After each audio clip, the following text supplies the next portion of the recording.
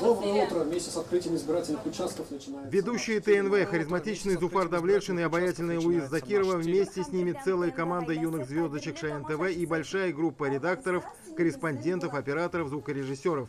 Чтобы в прямом эфире все 12 часов подряд было гладко и креативно, проделали огромную работу и смогли создать атмосферу праздника. Первыми гостями телемарафона стала дружная семья Шамсуаровых. На марафон мы сегодня пришли самые первые, остались очень хорошие впечатления, и для детей очень интересные игры организовали. Многодетных семей в Татарстане более 50 тысяч, 30 из них были приглашены на этот марафон. А еще эксперты, чиновники, политологи и тоже со своими семьями.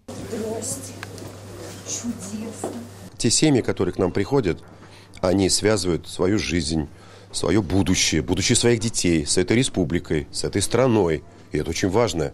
Они хотят здесь жить, работать, развиваться и верят в лучшее будущее и верят в то, что их детям будет здесь хорошо. Изюминкой телемарафона стало вручение ключей от автомобилей семьям, которые стали победителями фотоконкурса в первые 2 дня голосования. Свои семейные фото уже опубликовали более 63 тысяч татарстанцев. Главный приз «Лада Веста» уезжает в Актанышский район. Семья большая, и поэтому новый автомобиль обязательно нам понадобится. С новым автомобилем можно поздравить и семью Хуснуддиновых из Лаишевского района. Всем советуем ходить на выборы, активно участвовать.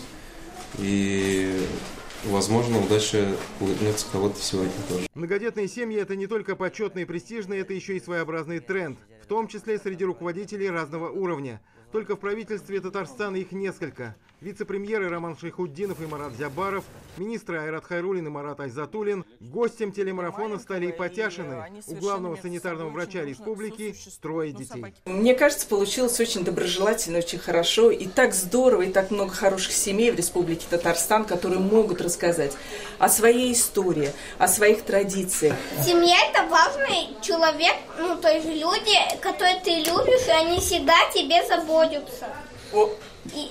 Это мама, папа, сестра и брат. Уполномоченный по правам человека в Татарстане Сария Сабурская пришла с внуком Булатом. Телемарафон и его темы произвели на омбудсмена сильное впечатление. Я считаю, что такие эфиры должны быть. Мы должны говорить о традициях семейных. Сегодня, когда президент России, главная цель и задача – это многодетность, это именно традиции семейные мы должны рекламировать. О ценности семьи и актуальности сохранения традиций говорили все участники телемарафона. Мы в рамках телемарафона подключаем муниципальные районы республики, разные абсолютно семьи.